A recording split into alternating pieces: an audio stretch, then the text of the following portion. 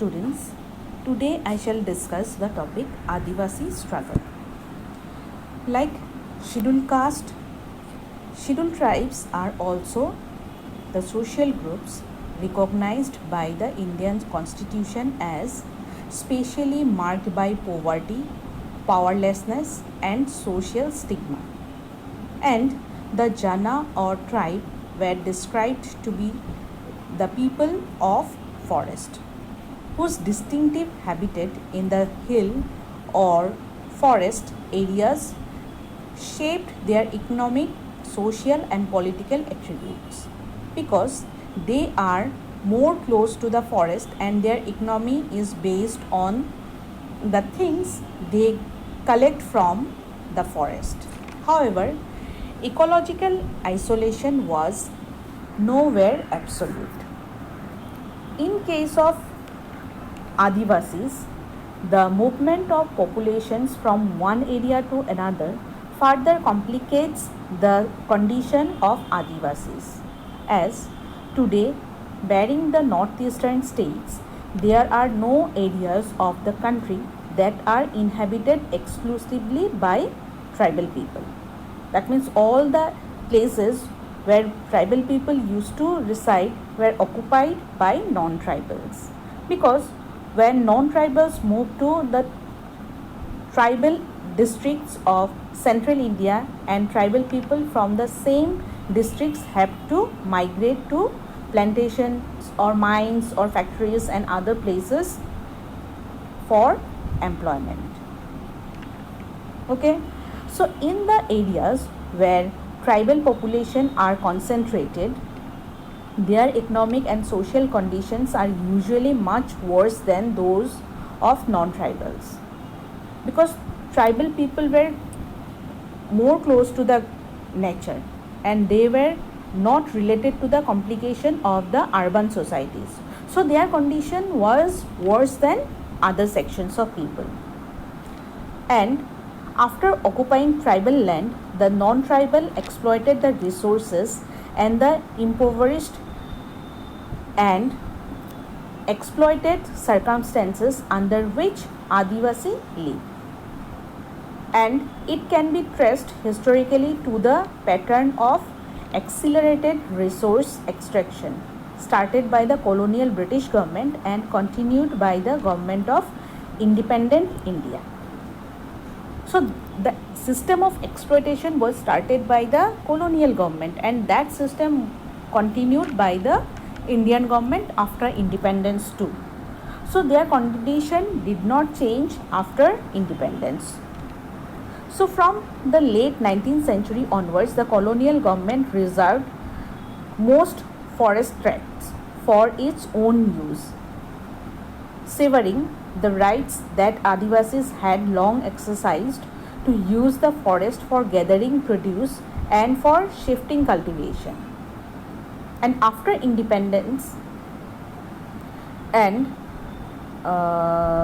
implementation of reservation policy, Adivasis were not allowed to enter into the forest to collect food and fodder. Forests were protected for maximizing timber production, and the livelihood of the tribals was taken away from them, rendering their lives poorer and more insecure. Because forests were reserved, Adivasis were not allowed to enter to the forest, so they were unable to collect anything from the forest. So their condition was bad. So their lives become poor and poorer and more insecure. Okay, so Adivasis were forced to either use the forest illegally or migrate to other areas in search of wage labor. Okay, so because of reservation, they had to move to other places in search of employment.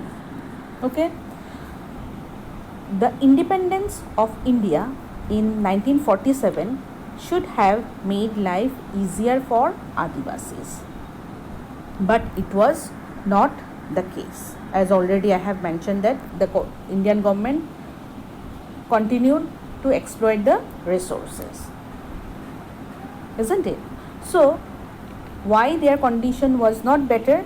Because firstly, the government monopoly over forest continued and the exploitation of forest accelerated. That means after independence, the government's control over the forest remained, and the Indian government even exploited the forest more. And secondly, the policy of capital intensive industrialization adopted by the Indian government required mineral resources and power generation capacities which were concentrated in Adivasi areas. So after independence, Adivasi lands were rapidly acquired for new mining and dam projects. And in this process, millions of Adivasis were displaced without any appropriate compensation or rehabilitation. For example, projects such as Sardar Sarovar Dam on the river Narmada in western India and the Polavaram Dam on the river Godavari in Andhra Pradesh displaced hundreds of thousands of Adivasis and driving them to greater destitution. And after implementation of liberalization policy in 1990, it was now more easier for corporate farms to acquire large areas of land by displacing Adivasis. Okay, so do you understand why the condition of Adivasis did not improve after independence? Firstly, because of government monopoly over the forest continued. That means Indian government continuously extracting the resources of forest. And secondly, government acquired the resources for new mining and dam projects, and projects like Sardar Sarovar Dam and Polavaram Dam on the river Godavari. Okay, and after implementation of liberalization policy, which already you have studied, liberalization implemented in the year 1990, isn't it? And liberalization means free market system where market is free, isn't it? So at that time government intervention was reduced, so the corporate farms were free to acquire large areas from the tribal areas. Okay, so like the term Dalit, the term Adivasi connotes political awareness and the assertion of rights. Literary Adivasi means original inhabitants, and the term was coined in the 1930s as part of the struggle against intrusion by the colonial government and outside settlers and moneylenders. That means when outside settlers and moneylenders and colonial government were extracting their land at that time, the term was first used. Okay. In spite of heavy odds against them and in the face of their marginalization, many tribal groups have been waging struggle against outsider or Dikus and the state. And in post-independence India, the most significant achievement of Adivasi movement was attainment of statehood for Jharkhand and Chhattisgarh, which were originally part of Bihar and Madhya Pradesh respectively. So in those places, Adivasis used to reside and they struggled for their identity, for their statehood. So after the movement, they got their statehood as Chhattisgarh and Jharkhand. Okay, so that was considered as one of the achievement of tribal people. So this is in brief the Adivasi struggle of India.